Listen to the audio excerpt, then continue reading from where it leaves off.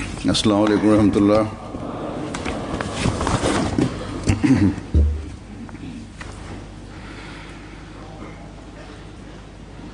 अशहदु अल्ला इलाहा इल्लल्लाह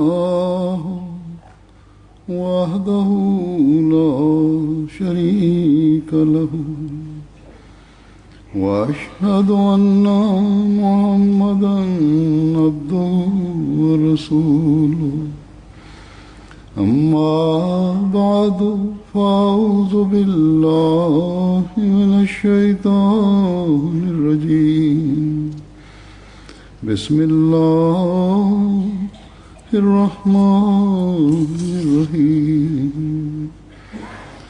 अल्हम्दुलिल्लाहि रब्बिल आलमीन। अर्रहमानिर रहीम। मालिकि यौमिद्दीन। इय्याका नअबुदु व इय्याका नस्तईन। इहदिनस सिरातल मुस्तक़ीम। सिरातल लज़ीना अनअमत अलैहिम गैरिल मग़ज़ूबि अलैहिम वलद्दाल्लीन।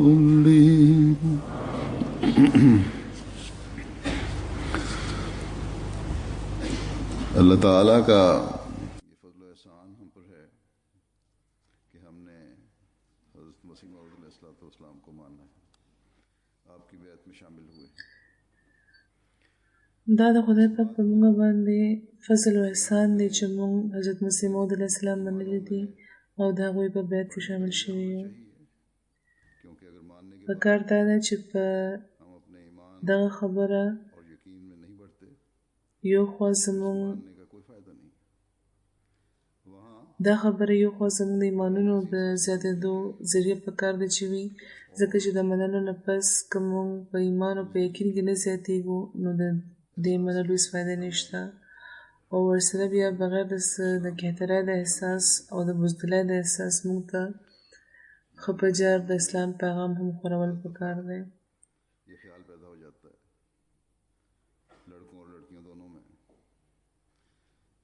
ځینې ځوانانو هلکانو جنکو کې ځینې وخت دا خیال پیدا شي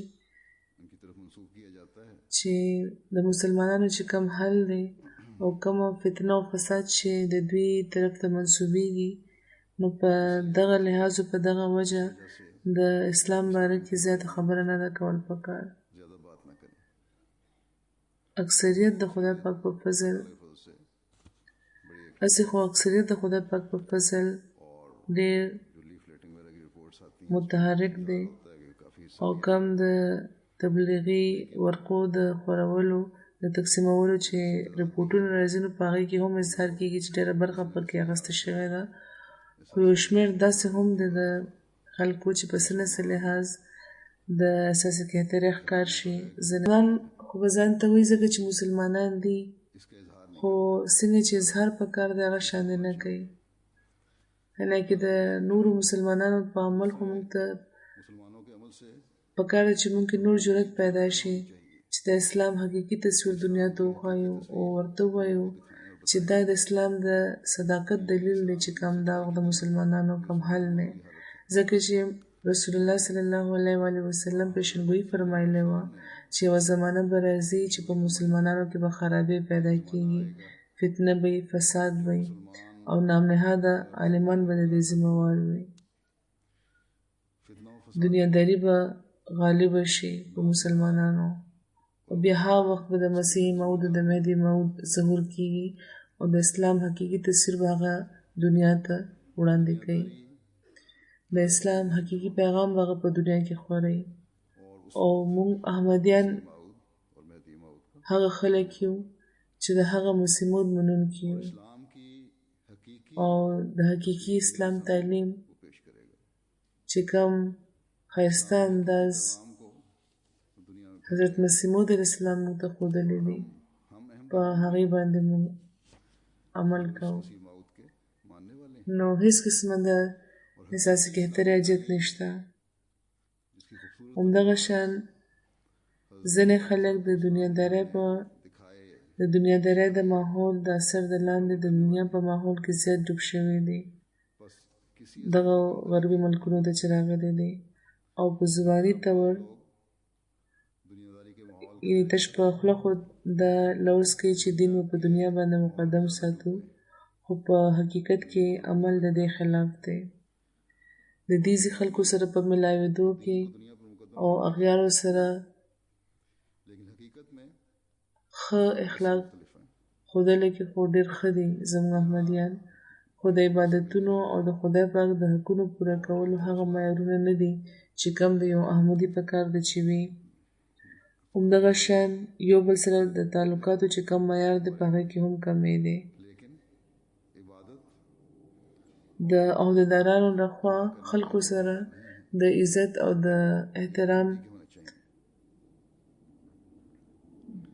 د سلوک په حواله کمی دی. د مختلفو ځایونو نه معیار میں کمی ہے. شکایتونه راځي او د خلکو په زړونو کې د عہدیدارانو لپاره د عزت د جذباتو لرلو چې کم معیار دی د هغې هم د ښه کولو حاجت شته. داروں کے لیے دل میں عزت کے جذبات رکھنے کے معیار کو حضرت مسیح موعود علیه السلام چې د کم جماعت قیام لپاره راغلی وو، مسیح علیہ السلام هغه صرف دا نه چې اعتقادي طور قائم کرنے آئے تھے. باندې به وہ صرف اصلاح کوي، بلکې په هر سطح او په هر لحاظ بلکہ ہر سطح اور ہر لحاظ سے عملی اصلاح د جماعت تھی. عمل اصلاح کوونکی جماعت وو. نو په دغه لحاظ پکار ده چې زموږ هر تن د خپل جاج واخلي چې موږ د دغه مقصد حاصل کوشش کوو لګیا یو یا نه. په جرمني کې چې څنګه جماعتونه جوړیږي لګیا دي او جماعتونه قایمیږي لګیا دي، د جماعت تعارف زیاتیږي لګیا دی، نو ورسره د دنیا په موږ باندې تنقیدي نظر به هم زیاتیږي او دا یوه قدرتي خبره ده چې کله چې زموږ شمېر زیاتیږي نو دنیا سره به پیژندنه هم کیږي او چې کله دنیا سره پیژندنه کیږي نو د تنقید نظر به هم زیاتیږي او زیاتیږي لګیا دی. نو دا خبره داسې زموږ دا غوښتنه کوي چې زموږ هر تن دی د خپل د عملي حالتونو معیار د زیات کړي او د حضرت مسیح موعود علیه السلام د بیعت مقصد دې پوره کړي. حضور فرمایي چې زه تل دا وایم او یو ځل به بیا یادګیرنه وکړم احمدیانو ته چې دغه ملکونو ته چې هغوی راغلي دي او دلته چې بیعت کے مقصد آباد شوي دي نو میں ہمیشہ کہتا ہوں 9.9% کم از کم په دغه ملکونو کې د آبادېدو اجازت ملاوېدل د دوی د ذاتي خوبۍ په وجه نه ده بلکې دا د احمدیت په وجه ده. ہونے کی اجازت ملنا نو په دې لحاظ دلته چې کم احمدي هر احمدي چې راغلی دی آباد شوی دی نو هغه د احمدیت یو خاموشه مبلغ هم دی.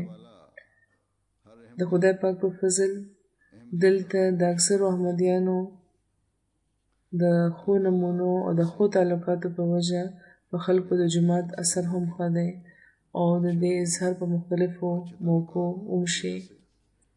لوگوں پر جماعت کا اچھا اثر تیرو یو څو ورځو کې دلته په مختلفو ښارونو کې د جوماتونو د پرانیزۍ او د جوماتونو د بنیادونو ایښودو پروګرامونه شوي دي.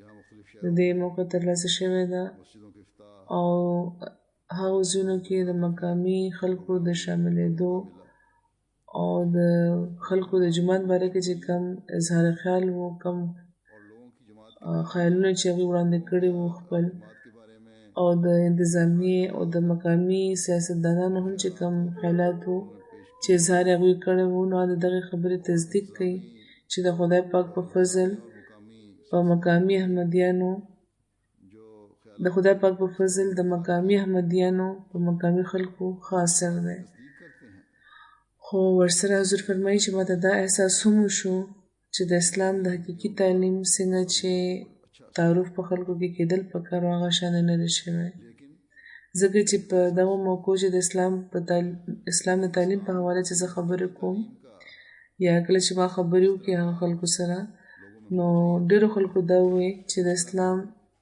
د دغه حقیقي تعلیم نه موږ نه خبر.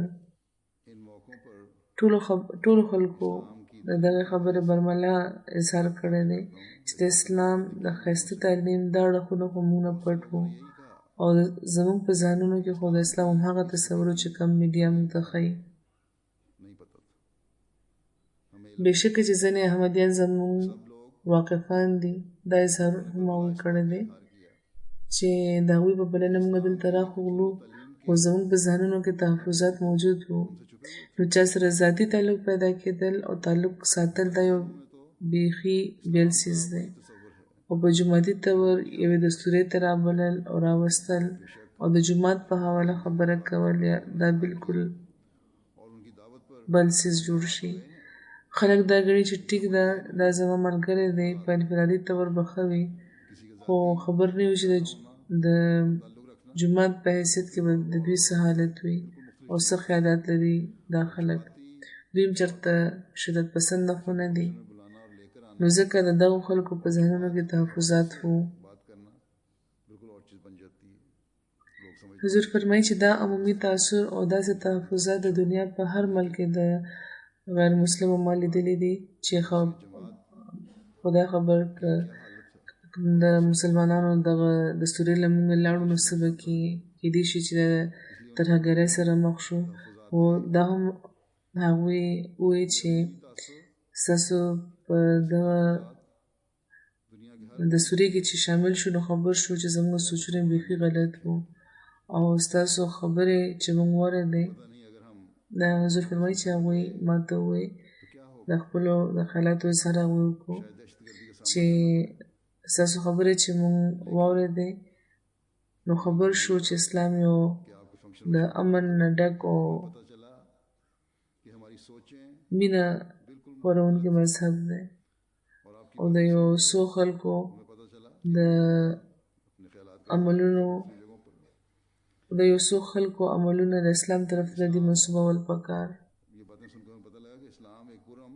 دلته هم حضور فرمایي چې په مختلفو تقریباتو کې او په دنیا کې نور ځایونو کې هم داسې خلک ملاویږي لکه څنګه چې ما ووایي او دا اظهار کوي چې ستاسو خبرې چې موږ واورېدې د اسلام باره کې صرف دا نه چې زموږ شکونه شبهات او یا کم تحفظات هغه ختم شو بلکې دا اظهار هم دا خلک کوي ځینې خلک په دغو ورځو کې دا اظهار هم زرو خلکو کړی دی چې که د یو مذهب طرف ته د راتلو زموږ چېرته پام پیدا شو نو موږ به د جماعت احمدیه طرف ته راځو.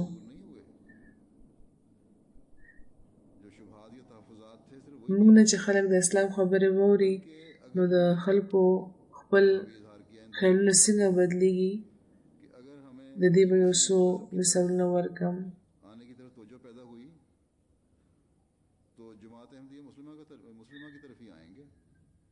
حضور فرمایي چې وړومبی جومات غالبا چې د والشټ جومات و هلته یو سایمن کلاس نومې ته راغلی و او هغه دا وی چې نن د اسلام باره کې زما تصور بیخي بدل شوی دی. نن د اسلام باره کې نن زما تصور بیخي بدل شو.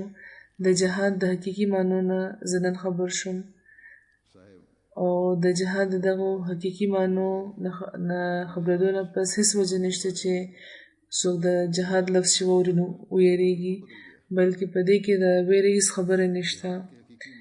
هغوی دا وایي چې دلته راتلو نه مخکې زما دا خیال و زه ویرېدم چې دلته د ترهګرۍ حمله کېدی شي په ما نو ځکه ما دا فیصله وړومبی کړې وه چې نه به راځم چې بلنه راله راکړې شوه خو بیا زما یو ملګري چې چا د جومات باره کې په انټرنټ باندې معلومات ترلاسه کړي دي او ویډیوز یې هم کتلي دي نو هغه ما ته وویل چې دا خلک ډېر پرامنه دي نو ځکه د دوی دستورې له لاړ شي هېڅ حرج پکې نشته. خو وایي چې بیا هم زه ویرېدلی وم خو شکر کوم هغوی چې زه شکر کوم چې نن زه دغه دستوري کې شامل شم او د شاملېدو نه پس خبر شم چې تاسو د خلکو تاسو هغه خلک یې چې ژوند اخلي نه بلکې ژوند ورکوي د بشري همدردۍ او د خلکو د خدمت چې کوم کارونه دي د هغې په وجه تاسو دنیا له ژوند ورکوئ یو ډاکټر فرانس و هغوی دا وایي چې نن ما هغه اسلام ولیدو چې د نفرت په ذریعه نه بلکې د مینې په ذریعه خورېږي لګیا دی د ګن جومات چې کومه پرانیزه هلته هم یوه ښځه راغلې وه هغې دا وایي چې کومې خبرې چې ما نن واورېدې هېڅ چېرې هم د یو مسلمان لیډر نه دي اورېدلې یوې ښځې دا وایي چې نن زه خبر شوم چې اسلام یو پرامنه او رحم کوونکی مذهب دی او زه خبر شوم چې اسلام د ګاونډیانو د حقونو څومره حفاظت کوي د سوریا نه یو مسلمان شامل شوی په هغه دستوره کې هغه دا وایي چې نننۍ ورځ زما لپاره یوه ډېره جذباتي ورځ ده ما ته ویلي شوي وو دلته راتلو نه مخکې عمده تصور و په عام طور چې احمدیان مسلمانان نه دي او د دوی قرآن هم مختلف دی خو نن زه خبر شوم چې هغه ټولې خبرې د دروغ وې احمدیان هماغه قرآن لولي او عمل پرې کوي او هماغه شان رسول الله صلی الله علیه و وسلم مني لکه څنګه چې باقي مسلمانان مني او بیا وایي چې حضور سره د ملاوېدو نه پس چې د وخت خلیفه سره ملاوېدو نه پس حسین ممکنه ده چې زه احمدي شم همدغه خیالات کله چې دلته سنگ بنیاد ایښودل شوی و په دې ځای کې او کوم مېلمانه چې راغلي وو هماغه شان په ماربرګ کې هم د خلکو همداسې خیالات وو د ماربرګ یونیورسټۍ وایس چانسلره وه هغې وایي چې دا وخت زه د جذباتو نه په مکمل طور مغلوبه یم د جماعت احمدي د خلیفه خبرې مې چې واورېدې او په خاص طور حضور فرمایي چې هغه خبرې چې کومې ما په خطاب کې کړې وې نو د دوو جنتونو تصور مې وړاندې کړی و وایي چې په خاص طور چې د دوو جنتونو چې کوم د دوو جنتونو باره کې چې کوم د اسلام تعلیم دی چې یو د دې دنیا جنت دی او د بل جنت شته وایي چې د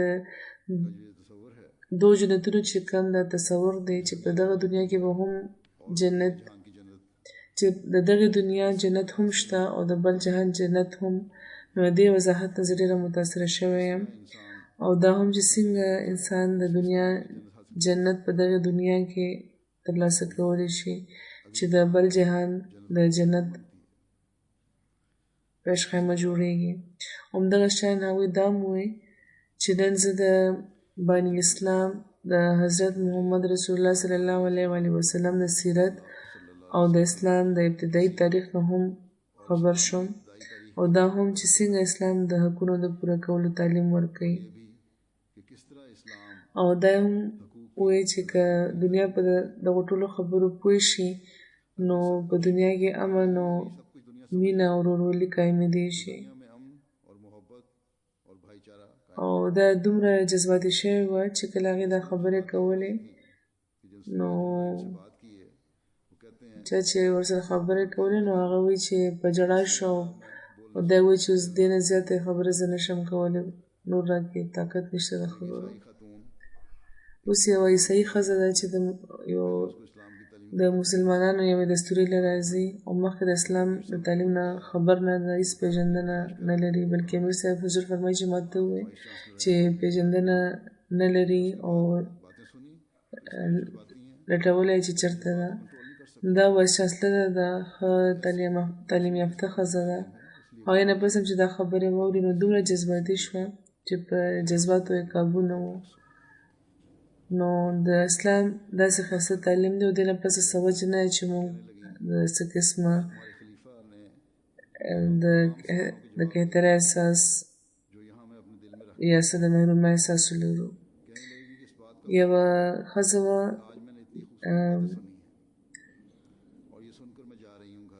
هغې دا ووی مس ایستر نامه وه، هغې دا ووی چې نن ستاسو خلیفه زما د هغو ټولو سوالونو جوابونه ورکړل چې کوم ما په زړه کې ایښي وو، دلته راغلی وم. خو هغې ووی چې په دې خبره ویرېږم چې نن چې کوم ما دومره ښایسته خبرې واورېدې او روانه یم کور ته، خو هېڅ بعید نه ده چې سبا به یو تن اسلام بدنامولو لپاره راپاڅي او د اسلام په نامه به د ترهګرۍ یوه حمله وکړي او خلک به د هغه طرف ته پام کول شروع کړي او دا د امن پیغام به هېر کړي. بیا دا درد لرم، دا تکلیف راته شته، نو دا احساسات د خلکو په زړونو کې پیدا کېږي لګیا دي. همدغه شان بې شمېره تبصرې دي، هر ځای نه همدغه شان تبصرې راغلي دي. او لکه څنګه چې دې ښځې دا خبرې وکړه چې خلک به بیا په رب نه پیغام هېر کړي، نو دا حقیقت دی چې همداسې کېږي. او د میډیا په خاص ډول دا کوشش وي چې د اسلام ښه تصویر دی چې د دنیا وړاندې رانشي. او نو ځکه دا زموږ کار دی چې موږ دا پیغام چې د مینې، د محبت او د سولې او د خدای پاک د حقونو او د بندګانو د حقونو د پوره کولو کوم پیغام دی د هغې د خپرولو کوشش وکړو. د اسلام په نامه د هر منفي عمل نه پس کوم چې ځینې نامنهاده خلک نامنهاده مسلمانان کوي، نو زموږ کار دی چې د اسلام مثبت تعلیم د دنیا مخې ته وړاندې کړو. کم خلک او مېلمانه چې په مختلفو دستورو راغلي وو یا چا سره چې تعلقات دي د خلکو، نو د هغوی سره مسلسل رابطه وساتئ. په دغو خلکو چې کوم اثر شوی دی دا ولې وشو، د دې وجه څه ده؟ اخر موږ هم هماغه قرآن لولو چې کوم نور مسلمانان لولي، موږ هم هماغه شان لمونځونه کوو لکه څنګه چې نور مسلمانان کوي، هماغه شریعت منو چې کوم په رسول الله صلی الله علیه وسلم نازل شوی و، هغوی آخري نبي منو. نو دا ټول اثر دې لپاره شوی دی چې موږ حضرت مسیح موعود علیه السلام منلی دی. او حضور فرمایي چې لکه څنګه چې ما ووی چې حضرت مسیح موعود علیه السلام د اسلام حقیقت زموږ مخې ته واضح کړی ایښی دی چې دا حقیقي د قرآن تعلیم دی چې خورول یې د هر احمدي فرض دی.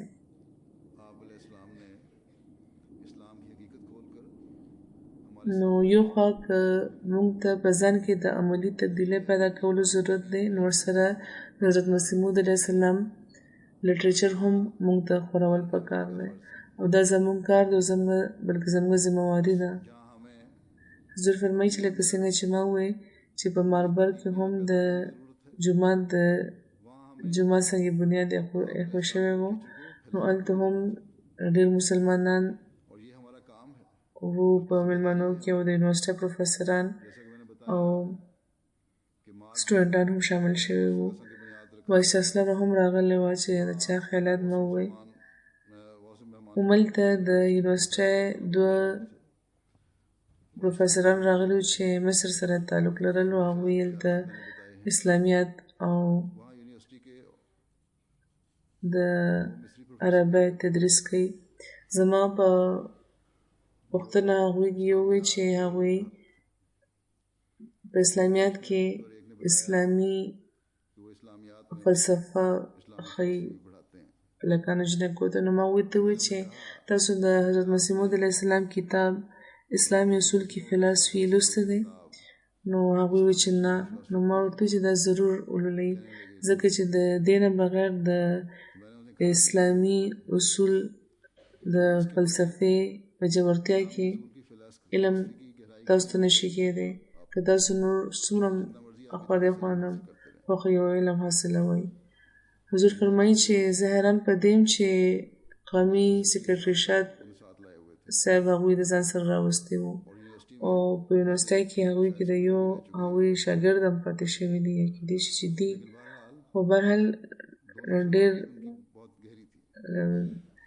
د هغوی واقفیت یو بل سره ډېر ژور و. خو دې نه باوجود چې دوی خبر وو چې دوی د څه شي تدریس کوي، په کوم موضوع کې د دوی دلچسپي ده، هغوی دا کتاب هغوی له نه ورکړی. نو بهرحال ما هغوی ته وویل چې فوراً د دې کتاب دوی له د ورکولو انتظام وکړی شي. نو پرون د هغوی یو خط ماله راغلی دی چې دا کتابونه هغوی ته ولېږل. حضور فرمایي چې په عربی کې دا کتاب لیږل پکار او هغوی ته په خپله ژبه کې به هغوی زیات پوه شي. او دا یو داسې کتاب دی چې د کوم باره کې ډېر عربیان ماته لیکي چې موږ چې دا ولوسته نو د اسلام د حقیقت نه موږ سم خبر شو. او نور ډېر خلک هم عیسایان هم او نور خلک هم ماته لیکي چې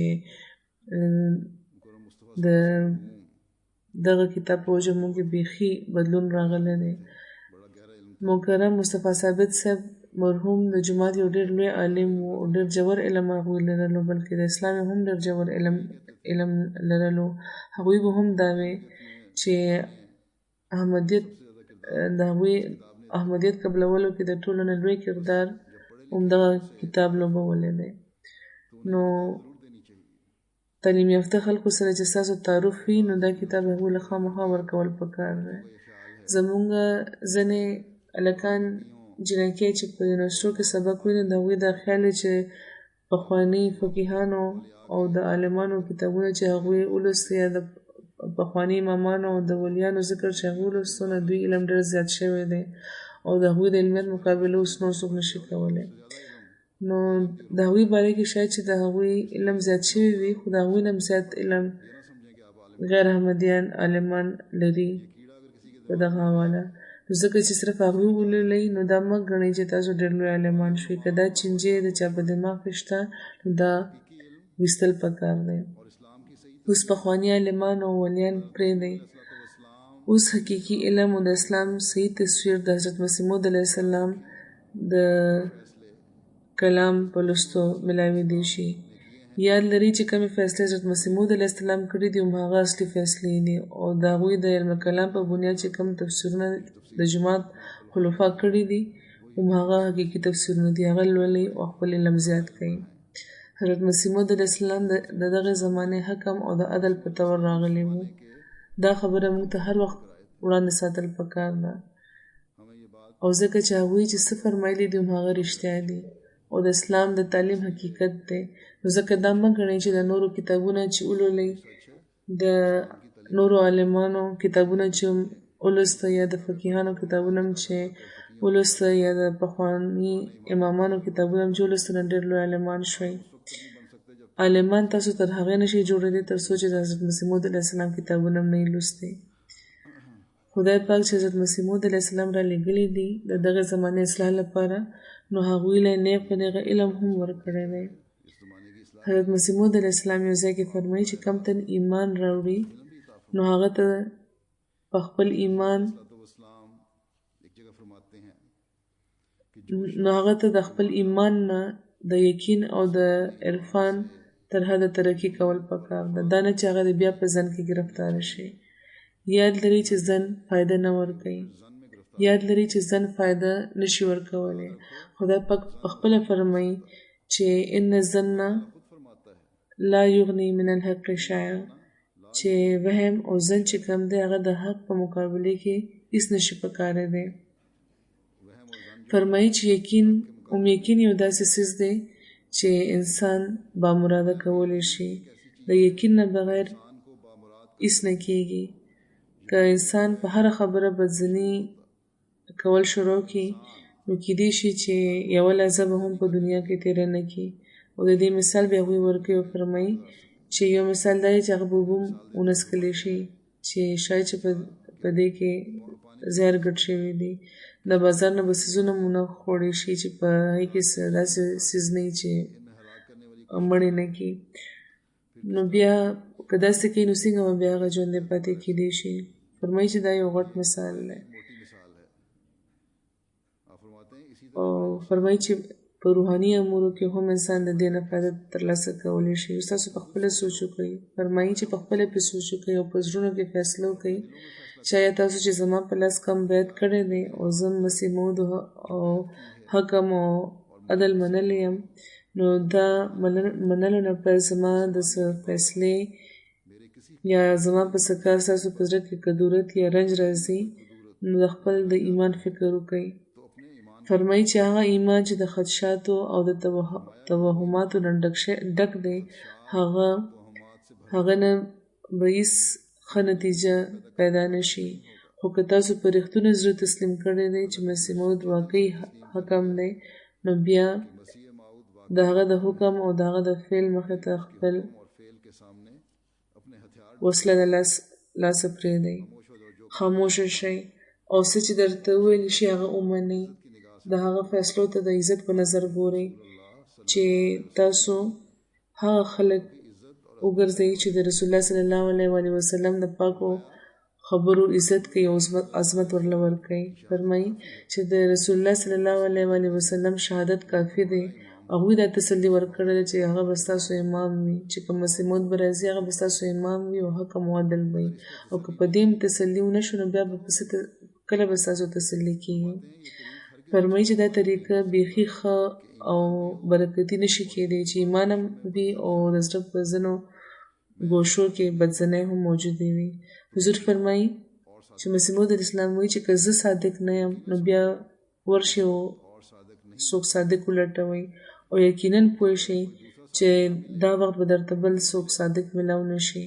او که بل څوک صادق هم ترلاسه نه کړی شو او ملاو به درته نشي، نو بیا زه هغه عمره حق غواړم چې کوم رسول الله صلی الله علیه وسلم ماله راکړی دی.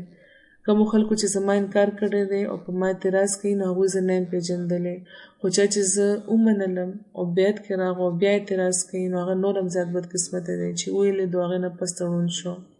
دا یو ډېر اهم څیز دی چې منلی وي او بیا په زړه کې شکونه وي نو بیا خو هغه ولیدو او بیا ړوند شو او زیات ګناهګاره شو. فرمایي چې اصل خبره دا ده چې معاصرت هم رتبه کمه کړي، یعنې یو ماحول کې چې یو ځای اوسي نو هلته بیا انسان نه خبرېږي د رتبې او د مقام نه، د رتبه او مقام بیا دغې هغه نشي پېژندی. نو ځکه هغوی فرمایي مثال یې ورکړی دی د حضرت عیسی علیه السلام چې حضرت مسیح به دا وی چې نبي بې عزته نه وي خو په خپل وطن کې. فرمایي چې دې نه معلومېدی شي چې د خپل د وطن خلکو هغوی له څومره تکلیفونه کم تکلیفونه او صدمې ورکړی وي. نو دا انبیا علیهم السلام سره یو سنت را روان دی. حضور مسیح اسلام فرمایي چې زه دې نه څنګه بېلېدی شمه. نو دا ځینې خلک چې دا اعتراض کوي په احمدیت چې د حضرت مسیح موعود علیه السلام په دعوه چې اعتراض کوي چې د کام عالمانو هغوی رد کړي وي او د اسلام او د احمدیانو خلاف فیصله ورکړې ده چې دوی غیر مسلمه دي او په داسې خلکو کې عربیان هم شامل دي او د نورو قامونو خلک هم شامل دي. نو دا دلیل هغوی لپاره کافي دی چې په هر ځای کې او په هر زمانه کې او په هر قوم کې چې کله نبي راغلی دی نو خپلو خلکو هغه هم رد کړی دی. هغوی فرمایي چې مسیح اسلام فرمایي چې نو ځکه چې د خپلو مخالفانو نه چې څه مې اورېدلی دي نو دا هم د هغه سنت سره موافقت لري، بلکې مخالفت د نبي یا د حضرت مسیح موعود علیه السلام د صداقت دلیل دی، ځکه چې دا د خدای پاک سنت دی چې نبیانو سره هم داسې کېږي. او فرمایي چې ما یاتیهم من رسول الا کانوا به یستهزئون، چې یو رسول هم دوی له نه دی راغلی خو چې دوی ورپورې ټوکې نه یې کړي. یعنې نبیان چې راشي نو خلک ورپورې ټوکې کوي. نو فرمایي چې افسوس دا دی چې که دا خلک په صفا نیت ماله راغلی وی، مخالفین هغوی مخاطب کوي، فرمایي چې که دوی په صفا نیت ماله راغلی وی نو ما به دوی ته هغه خدای ښودلی وی چې کوم خدای ماله راکړی دی او هغه خدای به پخپله په دوی فضل کړی وی، دوی به پوه کړی وی، خو دوی د بخل او د حسد نه کار واخیستو. نو اوس زه دوی څنګه پوه کړم؟ حضور فرمایي چې خو مونږ چې منونکي یو او زمونږ کار دی چې مونږ چې راغلي یو مونږ چې راغو ومنلو نو بیا هغه خدای سره تعلق پیدا کړو په دنیادارۍ کې د ګیر نه شو. دا دنیا عارضي ده نو ځکه موږ د فکر کول پکار دی د بل جان. رسول اسلام فرمایي چې انسان چې په رښتوني زړه د حق غوښتنې لپاره راځي نو بیا ټولې فیصلې وشي، خو چې د چا مقصد بدګویي او شرارت وي نو بیا هېڅ نشي کېدی. بیا فرمایي چې په حجج الکرامه کې د ابن عربي په حواله لیکل شوي دي چې مسیح موعود به چې کله راځي نو هغه ته به مفتري او جاهل ګرځول کېږي او ان تر دې به ویل شي چې هغه دین کې تغیر کوي. نو دا وخت هم داسې کېږي لګیا دی. حضور فرمایي چې دا قسم الزامات په ما لګي. نو دغه شبهونه چې دغه شبهاتونه چې انسان دغه شبهاتونه انسان ال خلاصي بیا منتي چې کله خپل د اجتهاد کتاب پټ کی او په خپل د توجیهات نه وړاندې کوي. هغه د شبهات د اجتهاد کتاب دی خواته کې او د دې په ځای فکر دا کوي چې آیا دا رښتونه دي کنه. نو دا وګوري او دغه خبرې فکر وکړي. خدای پاک نن دعا غواړي چې دا رښتونه دي او کنه. هغه فرمایي چې ځنې امور بشکه د پوهې نه اوچت وي خو چې کوم خلک په پیغمبرانو ایمان راوړي هغوی د حسن ظن نه کار اخلي او په صبر او په استقلال یو وخت انتظار کوي. نو خدای پاک په خپله په هغوی باندې حقیقت هغوی ته په خپله ښکاره کوي. فرمایي چې رسول الله صلی الله علیه وسلم په وخت کې به صحابه سوال نه کولو بلکې انتظار به کولو چې څوک راشي او سوال دې وکړي نو هغوی هم ترې فایده پورته کوله. یعنې په خپله به سر لاندې کړی و خاموشه به ناست و او د سوال جرأت به نه کولو.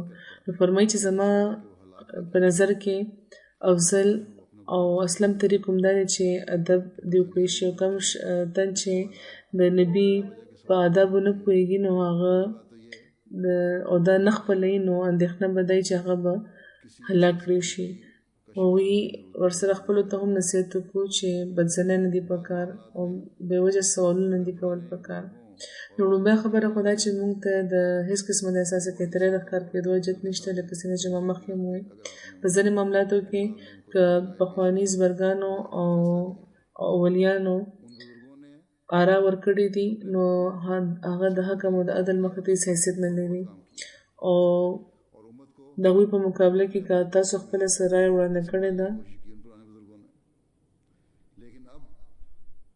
یعنې که حضرت مسیح موعود علیه السلام د هغې په مقابله کې خپله څه رایه وړاندې کړې ده او خپله فیصله ورکړې ده نو د هغو پخوانو خلکو آرا بیا هېڅ حیثیت نه لري. هغو مشرانو زبرګانو په خپل وخت کې د اسلام لپاره کار کړی دی او ډېر کار یې کړی دی او په خپله دایره کې د امت د سمبالولو کوشش کړی دی هغو پخوانو زبرګانو. خو اوس چې خاتم الخلفاء او خاتم الاولیاء او مجدد آخر الزمان او حکم او عدل چې راغو بیا هغه چې کومې فیصلې کړي دي او د هغه چې کوم علم دی او څه چې د اسلام باره کې هغه ویلي دي هغه حق دی او باقي ټول هر څه غلط دی. نو موږ د بیعت نه پس به د هغه تعمیل کوو. موږ ته دا خبره یاده ساتل پکار ده همدا حقیقي اسلام دی چې دنیا یې دا وخت خوښوي لکه څنګه چې ما وویل هغوی موږ ولې خوښوي دې لپاره چې موږ دا اسلام وړاندې کوو چې کوم حضرت مسیح موعود اسلام موږ ته ښودلی دی او د دې ډېر مثالونه حضور فرمایي چې ما وړاندې کړه او نور مثالونه هم شته. حضور فرمایي لکه څنګه چې ما ویلي وو بله دا خبره هم یاده ساتل پکار ده چې کوم لیټریچر او کتابونه حضرت مسیح موعود اسلام پرېښي دي نو هغه لوستل پکار دي او هغه نه د هغوی نه علم حاصلول پکار دی د حقیقي اسلام باره کې. نو دا په خپله هم لوستل پکار دي او نورو علم ورکول پکار دی. چا سره چې ستاسو تعلقات دي او کوم چې سید فطرت دي نو هغوی له دا کتابونه ورکول پکار دی او د روزمره چې کومې مسلې دي او معاملات دي نو د هغوی د دغو په حواله موږ له ورکول پکار دي او دا ضروري ده. نو هر احمدي ته د حضرت مسیح موعود علیه السلام له لیټریچر نه پخپله هم زیات نه زیات استفاده کول پکار ده او هغه مخکې بیا خورول هم پکار دی او موږ ته د دغې خبرې پروا نه ده کول پکار چې دنیا به څه وایي او د غیر مسلمه دنیا یا د دنیاداره خلکو به زموږ باره کې څه خیالات پیدا کېږي.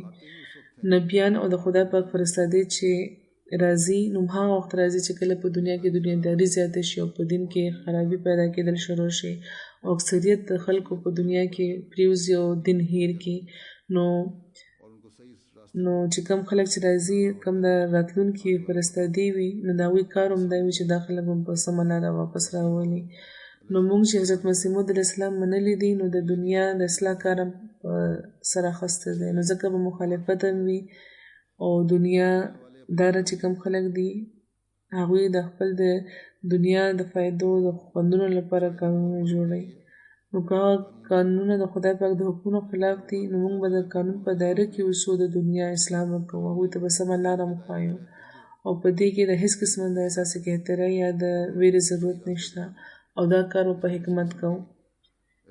نو موږ ته د ویرې اجت نشته چې کوم څه چې غلط دی او چې دین ورته غلط ویلی دي نو هغه ته به موږ هم غلط وایو.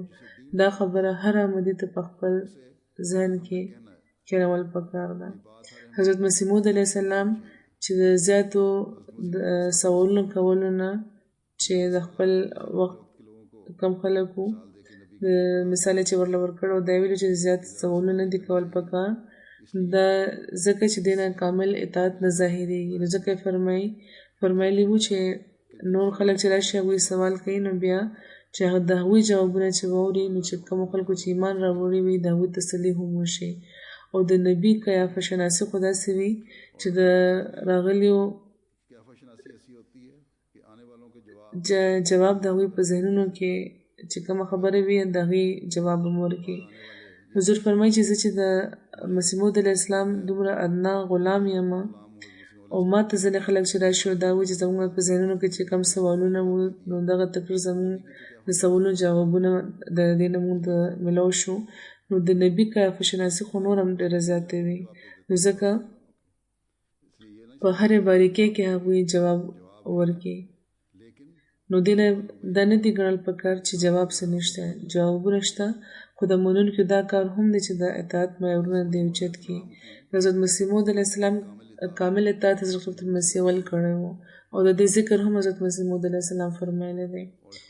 حضرت مسیح اول به د حضرت مسیح موعود علیه السلام په مجلسونو کې کېناسته او په روایتونو کې هم دا راغلي دي چې هغوی به سر ښکته کړی او ناست به او هېڅ هم په خپله هغوی خبره به نه کوله، نه یې څه سوال کړی او چې سوال کوونکي به راغلل نو بیا به د هغوی نه دوی هم فایده پورته کړه او نوټ به کړل.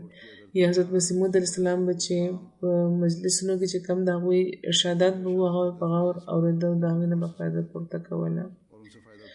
نو دا یا ساتئ. حضور فرمایي چې ما مخکې هم ووایي چې دا خبره نه ده چې په اسلام کې د ځینو سوالونو جوابونه نشته، نه، د هرې خبرې جواب شته او حضرت مسیح موعود علیه السلام په خپلو کتابونو کې او په ارشاداتو کې د هر قسمه سوالونو جوابونه ورکړي دي. نو ځکه ما دا ویلي وو او زه دا وایم چې مطالعه کول پکار ده. د اسلام برتري ثابتولو لپاره موږ ته د دغې مطالعې ډېر زیات ضرورت دی. د فقه مسلې دي یا د روزمره معاملاتو سره تعلق لرونکي خبرې دي یا علمي مسلې دي، دا ټولې خبرې موږ ته د حضرت مسیح موعود علیه السلام په لټرچر کې ملاویږي او خلفا خو دا نور هم په وضاحت بیان کړي دي. نو دې طرف ته د توجه ضرورت دی، دا لولئ او په دې غور کوئ. حضرت مسیح موعود علیه السلام بار خپل جماعت ته نصیحت فرمایلی دی چې هغوی ته څنګه کېدل پکار دی او د دوی د ایمان حالت څنګه پکار دی چې وي. نو په دغه حواله مو هم زه د هغوی یو اقتباس وړاندې کړم چې زموږ هر تن دی داسې شي چې د بیعت حق دی پوره کوي. هغوی خپل جماعت یو ډېر ضروري نصیحت کوي. مسیح موعود علیه السلام فرمایي چې نن سبا زمانه ډېره خرابېږي لګیا ده، قسم شرکونه او بدعتونه او ډېره خرابۍ پیدا شوي دي. د بیعت په وخت چې کوم اقرار کېږي چې دین به په دنیا باندې مقدم لرم، دا اقرار د خدای پاک مخې ته اقرار دی. د غور کولو خبره ده چې دا اقرار د خدای پاک مخې ته اقرار دی. اوس پکار دا ده چې تر مرګه د انسان په دې باندې ښه قایم وي. دا داسې ګڼي چې لکه بیعت هم نه دی کړی او که قایم پاتې شوئ نو خدای پاک به درله په دین او په دنیا کې برکت درکړي. فرمایي چې د خدای د منشا مطابق پوره تقوا خپله کوي. زمانه نازکه ده، د خدای پاک قهر نمودار کېږي لګیا دی او څوک چې ځان د خدای پاک د مرضۍ مطابق کړي نو هغه به بیا په ځان باندې او په خپل آل او په اولاد باندې به رحم کوي. د دنیا حالات چې کوم خرابېږي لګیا دي نن سبا نو په دې باندې غور کول پکار دی ټولو ته، د خدای پاک طرف ته ډېر زیات رجوع کول پکار دی. فرمایي چې ګوره انسان چې روټۍ خوري نو تر څو چې دومره یې نه خوري چې پې موړ شي نو تر هغې پورې لږه نه ختمېږي. نو که څوک د روټۍ یوه ذره وخوري نو آیا هغه د لږې نه خلاصې بیا منتې شي؟ بیخي نه. او څوک که د اوبو یوه قطره په هلک کې واچي نو آیا هغه قطره به هغه د مرګ نه بچ کړي؟ نه، بلکې د هغې قطرې نه باوجود به هغه مري. نو فرمایي چې د ژوند حفاظت دپاره هغه څومره د ژوند د حفاظت دپاره هغه عمره خوراک کوي او څښاک به کوي تر څو چې څومره چې پکار یې وي. یو ټاکلی شوی مقدار دی نو هغه بهرحال خوړل ضروري وي د ژوند لپاره، د ژوندي پاتې کېدو لپاره. نو فرمایي چې همدا حال د انسان د دیندارۍ هم دی، تر څو چې دینداري تر هغه حده نه وي چې مړېدی شي پې نو بچ به نه شي. دینداري، تقوا او د خدای پاک د احکاماتو اطاعت تر هماغه حده کول پکار دی لکه څنګه چې د ژوندي پاتې کېدو لپاره انسان روټه خوري او اوبه څښي چې پې لږ او تنده ختمه شي. فرمایي چې ښه یاد لرئ چې د خدای پاک ځینې خبرې پرېښودل داسې وي چې لکه د هغې ټولې خبرې هم پرېښې وي. که یوه برخه د شیطان ده او یوه د خدای نو خدای پاک برخه نه خوښوي. شراکت د خدای پاک نه یې خوښ. فرمایي چې دا سلسله دې لپاره ده چې انسان د خدای پاک طرف ته راشي. د خدای پاک طرف ته راتلل ګران وي او دا یو قسمه مرګ دی، خو آخر ژوند هم په دې کې دی. څوک چې د ځان نه د شیطان برخه وباسي او لرې کړي او ویې غورځوي، ځان نه لرې کړي نو هغه برکتي انسان دی او د هغه په کور او په نفس او په ښار ټول ځایونو ته د هغه برکت رسي. خو که د هغې برخه کې لږ راغلی دی نو بیا به برکت نه وي. تر څو چې په عملي طور د بیعت اقرار نه وي نو بیعت هېڅ څیز هم نه دی. لکه څنګه چې یو انسان که همدغه شان که څوک راشي او د انسان مخې ته ډېرې خبرې په خوله وکړي خو په عمل هېڅ اظهار نه وي نو هغه به خوشحاله نه شي. همداسې د خدای پاک معامله هم ده، هغه د ټولو غیرتمندانو نه زیات غیرتمند دی. نو کیدای شي چې تاسو یو خوا خو د هغه اطاعت کوئ او بیا ورسره د دشمنانو هم اطاعت وکئ. د دې نامه نفاق ده. انسان ته پکار دی چې په دغه مرحله دی د زید او د بکر پروا نه کوي او تر مرګه دې په دې بیا قایم وي. فرمایي چې د بدۍ دوه قسمونه دي، یو خدای پاک سره شرک کول، د هغه عظمت نه نه خبرېدل، د هغه په عبادت کې او په اطاعت کې سستي کول، نارستي کول، او بل دا چې د هغه په بندګانو شفقت نه کول، د هغوی حقونه نه پوره کول. اوس پکار دا چې دواړه قسمه خرابي تاسو نه کوئ. د خدای پاک په اطاعت قایم اوسئ. کم د بیت لوز چې تاسو کړی دی په هغې قایم اوسئ. د خدای پاک بندګانو له تکلیف مه ورکوئ. قرآن ډېر په غور لولئ، قرآن په غور لولئ او عمل پې کوئ. د هر قسمه د ټوکو ټکالو او د بېهوده او د مشرکانه مجلسونو نه ځان بچ ساتئ. 5 وخته لمونځ قایموئ. او یو د خدای پاک داسې حکم پکار نه ده چې وي چې تاسو یې پرېښی وي. او بدن هم صفا ساتئ او زړه هم د هر قسمه بېځایه کینې او بغض او د حسد نه پاک کړئ. دا خبرې دي چې خدای پاک د تاسو نه غواړي. اوس هر تن ته جاج اخیستل پکار دي چې تر کومه حده ځان د بېهوده او مشرکانه مجلسونو نه بچ هغوی ساتلی دی. ډېر داسې دي چې دا وایي چې موږ خو په یو خدای یقین لرو، موږ خو په مشرکانه مجلسونو کې نه کینو. خو یاد لري چې یو څه قسمه مجلس هم وي، که د انټرنټ دی یا ټي وي دی یا څه داسې کار دی یا مجلس دی چې هغه منځونو نه عبادت نه تاسو غافلوي نو هغه مشرکانه مجلس دی. نو په دغه جوړتیا د جایزې اخیستو ضرورت دی موږ ته. مسیح اسلام په خاص ډول پام ګرځولی دی چې 5 وخته لمونځ قایموئ او لمونځ قایمول د سره د جمع لمونځ ته وایي او باقاعده او په وخت باندې لمونځ کولو ته وایي. حضور فرمایي ما خو چې جاج اخیستی دی نو ماته په دې کې لا ډېرې کمزورۍ ښکاري دلته هم. او ماته چې خلک دعا لپاره وایي نو چې ترې تپوس وکړو چې په خپله دعا کوئ، لمونځونه کوئ باقاعده، نو جواب په نفي کې وایي چې کوشش کوو. نو که دعا لپاره وایي، کم خلک چې دعا لپاره وایي او بیا په ځان کې د خپل تکلیف لري کولو لپاره دعا د پر درد هغوی کې نه پیدا کیږي نو بلکې په څنګه پیدا کېدی شي چې هغه لپاره دعا وکړي او که په خپل د دعاګانو حقونه هغوی پوره کوي لګیا دي نو بیا نورو د چې کومه دعاګانې دي هغه بیا مدد کوي همدا محمد صلی الله علیه وسلم رسول الله صلی الله علیه وسلم هم فرمایلی دي همدغه شان چې کومه معاشرتي بدۍ دي لکه څنګه چې ما مخکې مختصر ذکر وکړو چې یو بل سره د مینه محبت او د ورورولۍ معیارونه د ځینې خلکو هغه نه دي چې کم پکار دی بلکې بغض حسد او کینه شته نو دلته په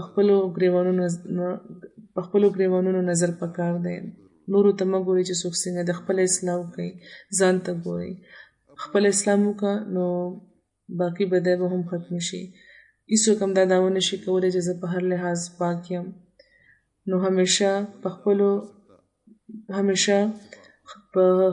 د خپلو کوتاهیو او غلطو لپاره موږ ته استغفار کول پکار دی خدای پاک د موږ له دې توفیق راکړي چې موږ د هغه خلک شو چې په حقیقت کې د حضرت مسیح موعود علیه السلام بیت ته د راتلو حق پوره کوي